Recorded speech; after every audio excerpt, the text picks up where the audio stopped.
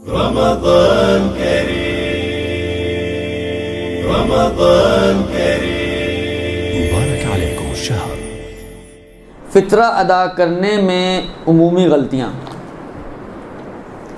देखें, सबसे पहले तो मैं एक मसला आपकी खिदमत में अर्ज़ करूँ फ़ितरे के हवाले से, क्योंकि मेरा ख़्याल है मेरी आज आखिरी क्लास है, फ़ितरे की बात नहीं हो पाएगी, तो यहीं पर रुक कर अब फ़ितरे का सवाल आए तो दो तीन चीज़ें आपकी खिदमत में अर्ज़ कर दूँ।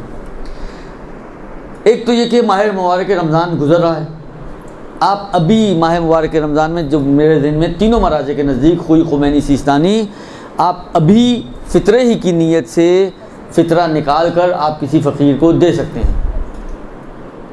फ़ितरा निकालने के लिए ज़रूरी नहीं है कि आप चांद रात का इंतज़ार करें। आप अभी भी रमज़ान में भी फ़ितरा निकाला जा सकता है। और आप मतलब बहुत से लोग ये कहते हैं यार हम चांद रात को फ़ितरा निकालें, ईद वाले दिन पहुंचाएं, तो उनके बच्चों के लिए मतलब किसी को ईद के कपड़े लेने हैं, ईद की शॉपिंग करनी है, तो उनको बिलाखिर इतना पैसे तो मिलना चाहिए ना, तो ठीक है आप रमज़ान में निकाल के दे दें। जिन फैमिलीज़ को आप देना चाहते हैं, आप अपना फ़ितरा अभी रमज़ान में निकालें और रमज़ान में निकालने के बाद उनको अभी से दे दें, ताकि वो अभी से ही ईद की तैयारी करना चाहें तो कर लें। तो पहला मसला तो ये है। अब यहाँ पर एक सवाल पैदा होता है कि ये जो हम बचपन से सुनते हैं कि जी पहले कर्ज़े की नीयत से दें, और वो उस सूरत में कि अगर आप रमज़ान से पहले फ़ितरा देना चाहें, आप रमज़ान से पहले अगर किसी को फ़ितरा देना चाहें तो रमज़ान से पहले फ़ितरा नहीं दे सकते। उसमें फिर ये फ़ुक़हा फरमाते हैं कि आप कर्ज़े की नीयत से दे दें, जब शब ईद आए तो उसी कर्ज़े को आप फ़ितरे के तौर पर करार देते हुए उनको फ़ितरे में हिसाब कर लें।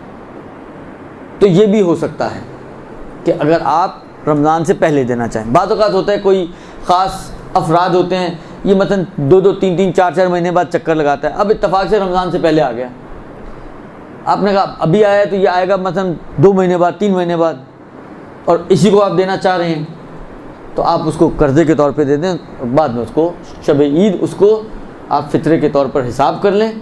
तो सांप भी मर गया और लाठी भी नहीं टूटी आपकी, दोनों काम हो गए आपके दुरुस्त। ये हो गया आपका।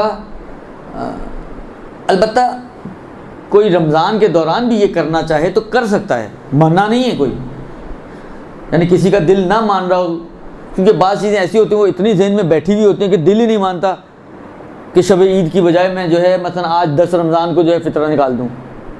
बचपन से एक चीज़ सुनते आ रहे हैं या प्रैक्टिस होती है इंसान की, तो वो इतनी आसानी से ये जो हलक है ना हमारा, उससे नीचे चीज़ें उतरती नहीं हैं। अगर ये आपके हलक में ना कोई चीज़ फंस जाए, फिर मेरा जुमला दुरुस्त। तो ऐसी सूरत में आप ये रमज़ान में भी अप्लाई कर सकती हैं कि रमज़ान में आप किसी को कर्ज़ा दे दें, फ़कीर शरई को जो साहिब शराइत हो, और जब शब ईद आए तो आप उस कर्ज़े को फ़ितरे के तौर पर हिसाब करके उसको बरी ज़िम्मा बना दें। तो ये रमज़ान के अंदर भी हो सकता है। ये एक चीज़। दूसरी चीज़ ये है कि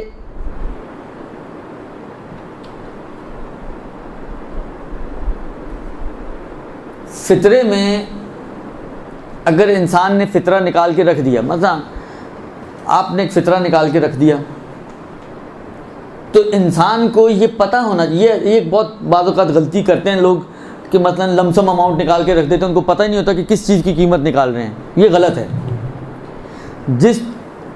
अगर कोई ज़्यादा देना चाहता है उसका तरीका मैं आपको बता देता हूँ। आप पहले तय करें कि आप किस चीज़ की कीमत निकाल रहे हैं। अगर सिस्तानी के एतबार से गालिब ग़िज़ा, जो आपके माशरे की गालिब ग़िज़ा है, उसमें से कोई भी चीज़ आप फ़ितरे के तौर पर 3 किलो पर हेड दे सकती हैं। चावल, आटा।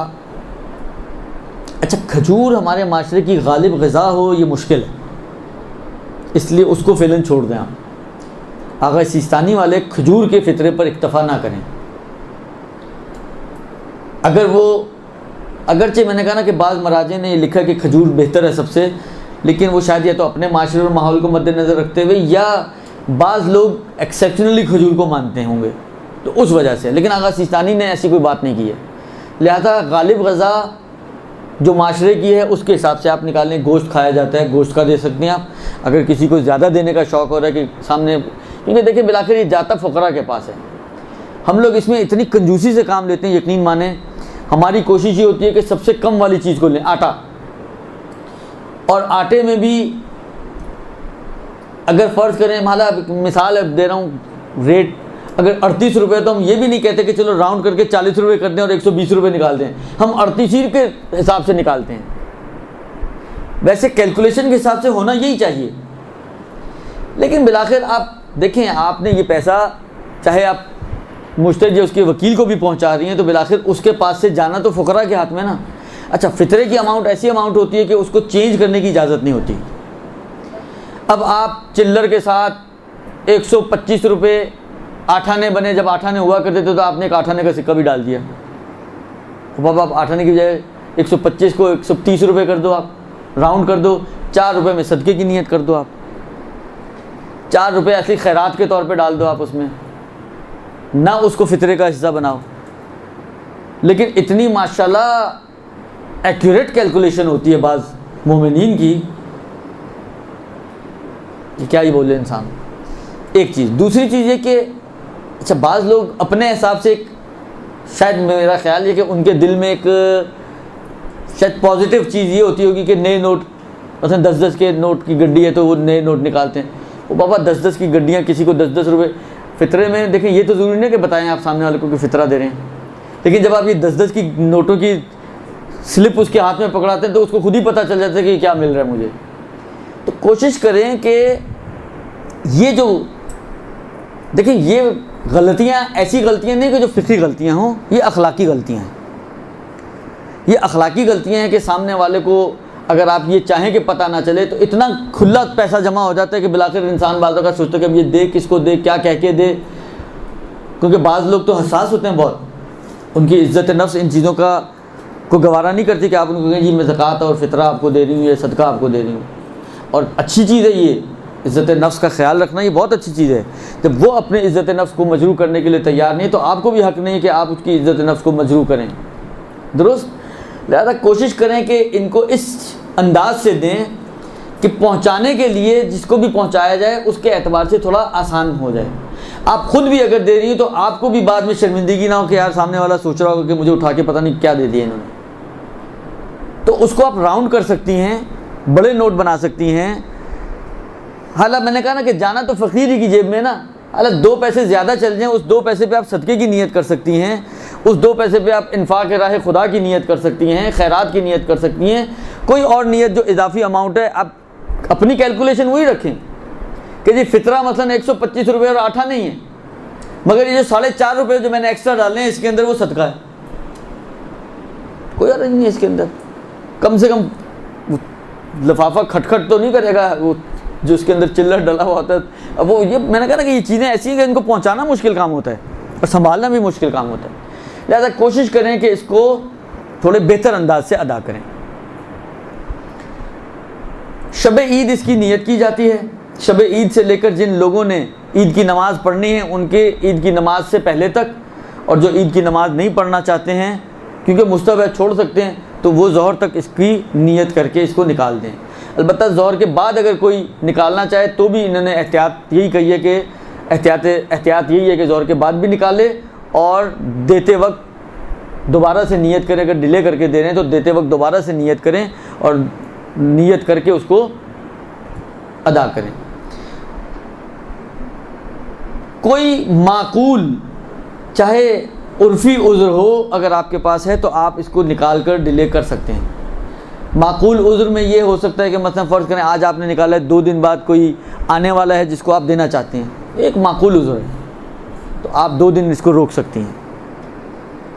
लेकिन अगर आपके पास कोई माकूल उज़्र नहीं है तो फ़ौरी तौर पर या पहुंचा दें या ये कि मुश्तरी या उसके किसी वकील के हाथ में आप जाके दे दें ताकि आप बरी ज़िम्मा हो जाएं। एक दफ़ा जब आपने फ़ितरे की अमाउंट निकाल दी, अब आप उसको चेंज नहीं कर सकती। ये एक गलती बहुत होती है। आपने खुले निकाले, बाद में आपको खुलों की ज़रूरत पड़ी, आपने वहाँ पे बंदा नोट रख दिया, खुले उठा लिए, नहीं उठा सकती आप। आपने वहाँ बंदे रखे, आपको आपके हाथ में खुला था, आपने कहा चलो बंदे मैं ले लेती हूँ, खुला वहाँ रख दिया, बंदे नोट उठा लिए, ये नहीं हो सकता।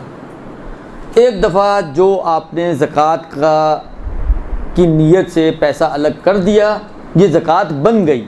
जब ये ज़कात बन गई, अब इसके ऊपर आपका कोई हक़ नहीं है इसमें और खुम्स में फ़र्क है। ज़कात में तो जुदा करने से ज़कात बन जाती है, खुम्स में जुदा करने से खुम्स नहीं बनती है। लिहाजा आपने खुम्स की नीयत से पैसे निकाल के अलग कर दिए, अभी भी आपका माल है।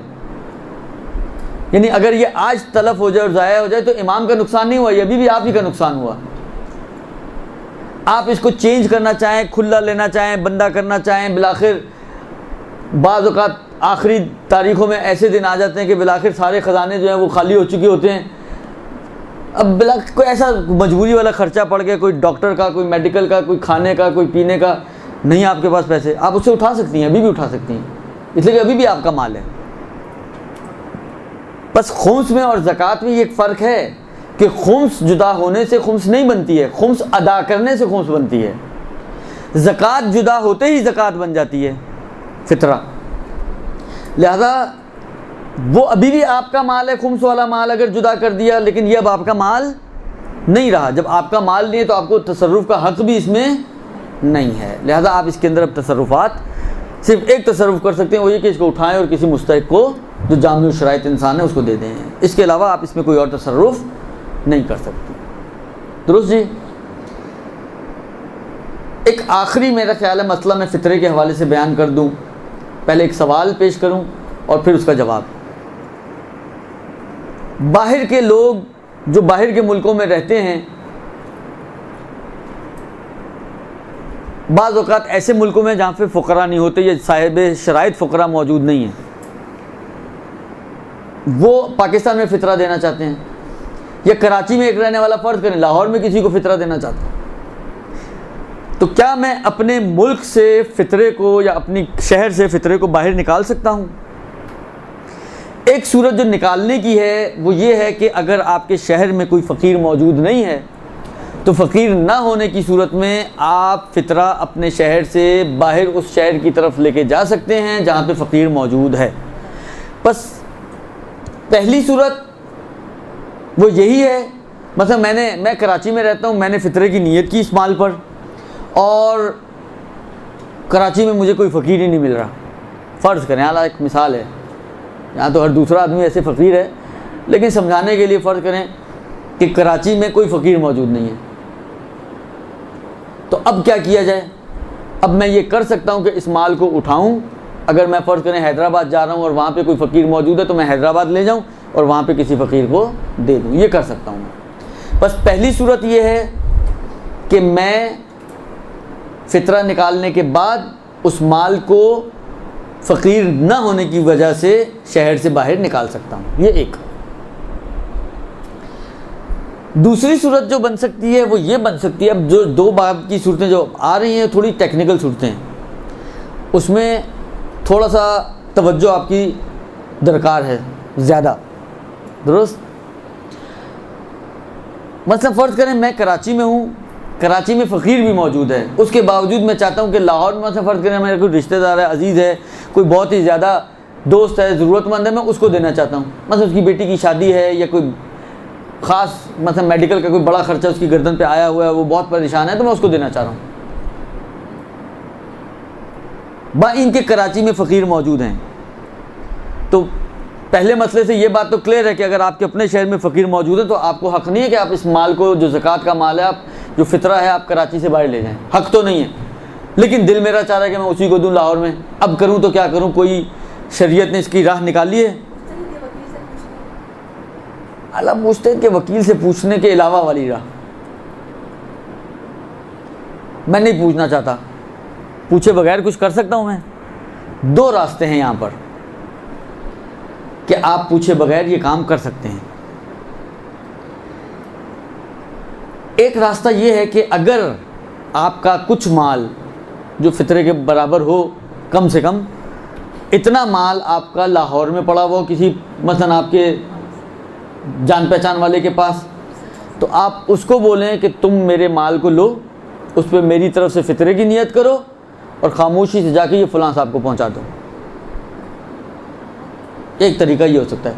अब हम थोड़ी सी अच्छी मिसालों पर आए। कराची में इन मिसालों को, हालांकि ये अच्छी इसलिए बन सकती है कि कराची में फ़कीर हैं और उसके बावजूद हम दे रहे हैं। मतलब ये मसले ज़्यादा पेश आते हैं, ये कराची लाहौर की निस्बत इतने पेश नहीं आते जितने बाहर के मुल्क वालों के लिए पेश आते हैं। वहाँ पे फ़कीर होते नहीं हैं। तो एक सूरत तो उनके पास भी है कि फ़ितरा निकालें, और जब अलबत्ता वो इतना डिले करने का भी मसला आता है कि मतलब उन्होंने अभी साल बाद आना है, तो साल तक वो फ़ितरे को रोक के रखें, ये भी एक मुश्किल मसला है। लिहाजा उनके लिए रिकमेंडेड तरीका यही है। आम तौर पर ये होता है कि मतलब फ़र्ज़ करें कोई बेटा गया हुआ है मतलब सऊदीया में कमा रहा है, उसके कुछ ना कुछ पैसे अकाउंट तो यहाँ पे भी चल ही रहा होता है, तो वो अपनी फैमिली का अगर फ़ितरा निकालना चाह रहे हैं तो यहाँ पर अपने भाई को, अपने वालिद को, जिसके हाथ में भी उसका अकाउंट चल रहा है, उसको बोलो कि भाई मेरे माल में से इतने पैसे निकालो और उस पर मेरी तरफ से, मेरे बिहाफ पर आप मेरे वकील बन जाओ और मेरी वकालत में उस पर मेरी तरफ से फ़ितरे की नीयत करो, और ये जहाँ अपने पैसे दो वो ये भी पहुँचा देना। ये बग़ैर किसी, यानी ये वो वाली सूरत है कि सांप भी मर जाए और लाठी भी ना टूटे। या फ़कीर होने के बावजूद भी वो ये काम करना चाहे तो ये कर सकता है। इस काम के लिए ज़रूरी नहीं है कि फ़कीर ना हो तभी ये काम हो सकता है। फ़कीर हो या ना हो, दोनों सूरतों में ये काम हो सकता है कि आप किसी और को अगर देना चाहें तो वहाँ अपने किसी को वकील बनाएं कि वो आपके माल से, अगर आपका माल मौजूद है, अच्छा अगर आपका माल ना हो तो क्या करे वो, फिर आप उसको 2 वकालतें दें, डबल वकालत। पहले आप उसको वकील बनाएं कि आपके बिहाफ पर किसी से भी कर्जा ले ले, चाहे अपने आप से कर्जा ले ले, कर्ज लेने में वकील, और दूसरी वकालत बउनवान फ़ितरा उसको अदा करने में वकील। ये 2 वकालतें उसको दे कि मेरे बिहाफ पर पहले तुम कर्जा लो किसी से भी, चाहे अपने आप से ही ले लो, दुरुस्त, और जब कर्जा ले लो तो ये पैसा अब मेरी तरफ से दूसरी वकालत तुम्हारे को ये है कि तुम वकील हो कि इस पर मेरी फैमिली का फ़ितरे की नीयत करके इसको बउनवान फ़ितरा जिस साहब को भी देना चाहते हो उनको पहुंचा दो। अगर पैसा है तो एक वकालत, पैसा नहीं है तो डबल वकालत, एक कर्ज लेने के लिए और एक अदा करने के लिए। इस तरीके से आपकी मुश्किल हल हो सकती है। अच्छा, अब तीसरी इसकी शक जो बन सकती है वो ये बन सकती है कि वहाँ आपका कोई जान पहचान वाला नहीं है लेकिन पहुँचाना आपने वहीं है। मसलन फ़र्ज़ करें लाहौर में या सऊदीया में कोई रहता है, उसने कराची में पहुँचाना है, कोई अमेरिका में रहता है उसने कराची में पहुँचाना है, तो जिस पहुँचाना है मतलब फ़र्ज़ करें एक्स को, लेकिन ये जो पहुंचाने वाला शख्स है जो फ़ितरा निकालना चाह रहा है उसका कोई रिश्तेदार कराची में ऐसा नहीं है, कोई अकाउंट ही उसका कराची में नहीं, कोई दोस्त यार भी कराची में ऐसा नहीं है कि जिसको वो ये जिम्मेदारी सौंप सके। अब क्या करें? दूसरा तरीका ये हो सकता है इसका कि जिसको देना है आप डायरेक्टली उससे भी रब्ता कर सकते हैं, उससे एक वकालत ले लें।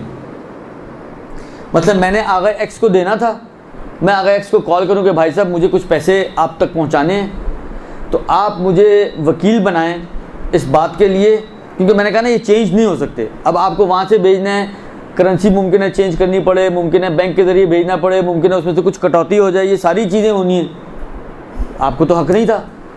तो आप इससे वकालत लें इस बात की कि भाई मुझे आपको कुछ पैसे पहुँचाने हैं, आप मुझे वकील बना दें कि मैं आपके बिहाफ पर उन पैसों को एक्सेप्ट कर लूँ और फिर मैं आपको ट्रांसफ़र कर दूँ एक दफ़ा। अब ये इसका माल बन गया तो फिर वो आप आज़ाद हो जाएंगे।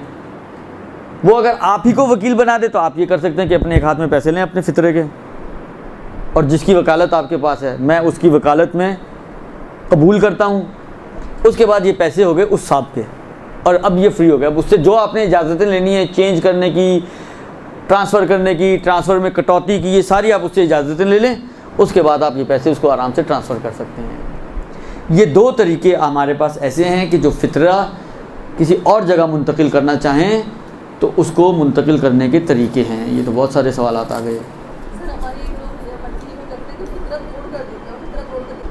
क्या फ़ैमिली में फ़ितरा दे सकते हैं? अगर दे सकते हैं तो मयार क्या है? सिर्फ़ वाजिब नफ़क़ा अफ़राद को आप फ़ितरा नहीं दे सकते। जो आपका वाजिब नफ़क़ा नहीं है, अगर उसके अंदर वो शराइत मौजूद हैं, देखिए ये जुमला मैं इसलिए बार बार करता हूँ कि इसमें बहुत ज़्यादा गलतियाँ होती हैं। हम लोग बाज़ चीज़ों को चेक ही नहीं करते हैं। वही शराइत जो सहम सादात में सैयद की शराइत हैं, जो मजहूलुल माल वगैरह में और दूसरे कफ़ारों वगैरह में आगा सिस्तानी के नज़दीक यहाँ पे भी हैं, और फ़ितरे में तो तकरीबन सब मराजे ने मानी है।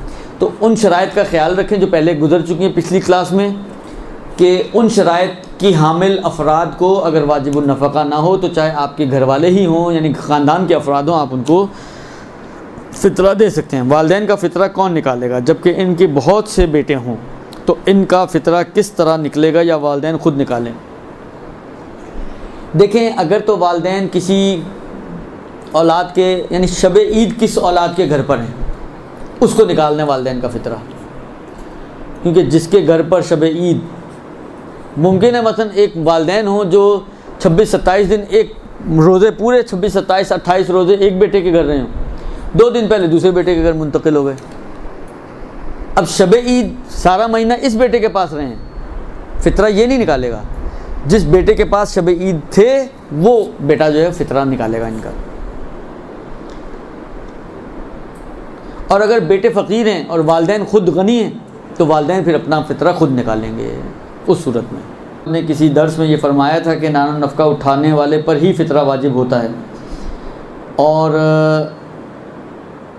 चांद रात को किसी के घर जाएं, वहाँ रहें, लेकिन फ़ितरा नानो नफ़का उठाने वाले पर ही आएगा।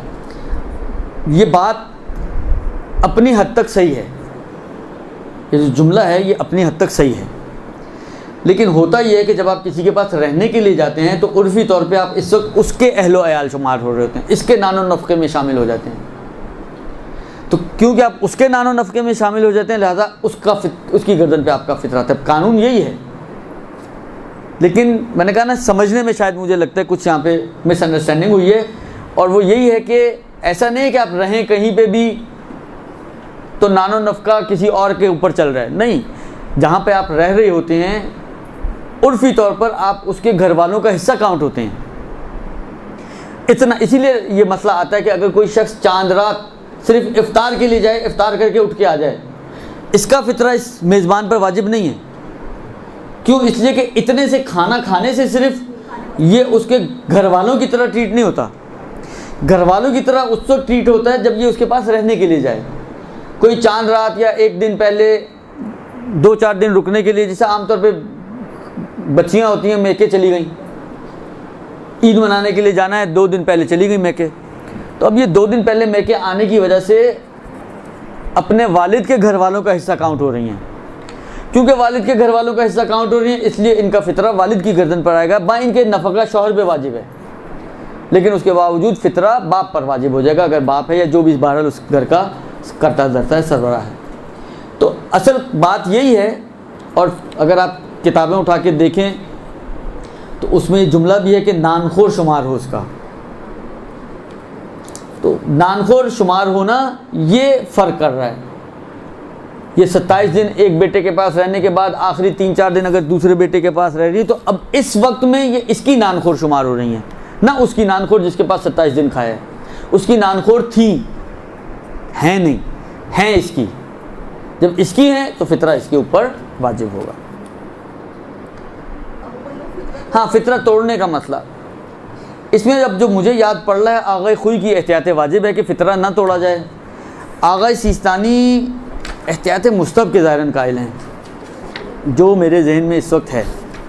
अब देखें अगर ये जल्दी जल्दी में ये मसला मुझे मिल जाए।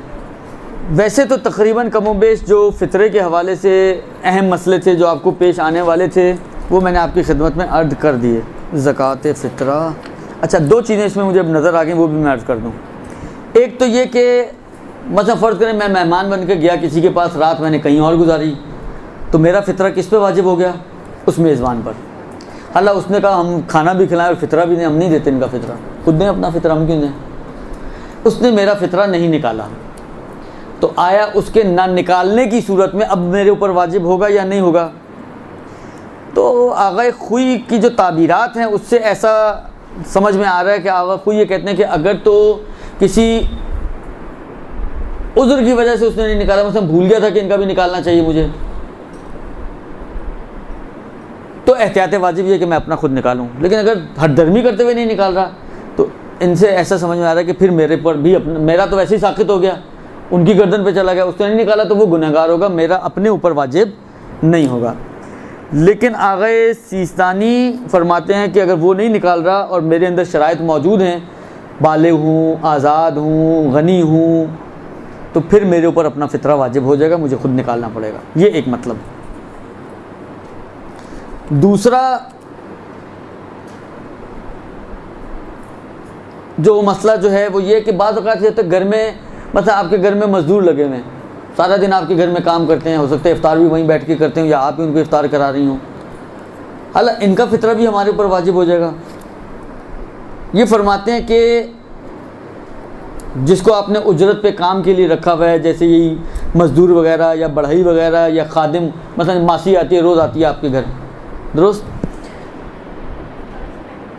अगर उनके अखराजात उनकी अपनी गर्दन पर हैं, यानी आप उनके सारे खर्चे आपकी गर्दन पर नहीं हैं, आप तो सिर्फ उजरत देते हो उनको, बाकी खर्चे वो खुद ही करते हैं, और ये साथ साथ आपके घर वालों का हिस्सा भी शुमार नहीं होते। बाज़ औक़ात होते हैं ऐसा पड़ाव डाला है कि उन्होंने कहा, आपने भी कहा काम किया, आपको जल्दी, आपने कहा यार एक हफ़्ता यहीं रुक जाओ और यहीं पे काम करो, सारा दिन रात लगे रहो।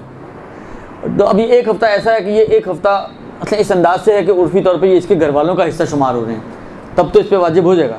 लेकिन अगर ये इसके घर वाले भी शुमार नहीं हो रहे, एक, और इसके अखराजात भी सारे इसकी गर्दन पर नहीं हैं, दो, तो फरमाते हैं कि फिर उनका फ़ितरा इसकी गर्दन पर वाजिब नहीं होगा।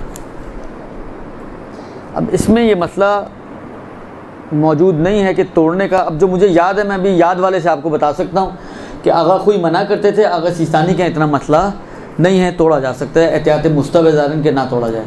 लेकिन बहरहाल एहतियात इसी के मुताबिक है कि कम से कम एक आदमी का फ़ितरा आप एक ही आदमी को दें, या एक फैमिली का फ़ितरा एक आदमी को दें, तोड़े ना फ़ितरे को। मसलन 700 रुपये बने, आप 350 एक को दे दें, 350 एक को दे दें, ये काम ना करें, बीच में फ़ितरे की अमाउंट टूटे ना, इस अंदाज से फ़ितरे को अदा करें।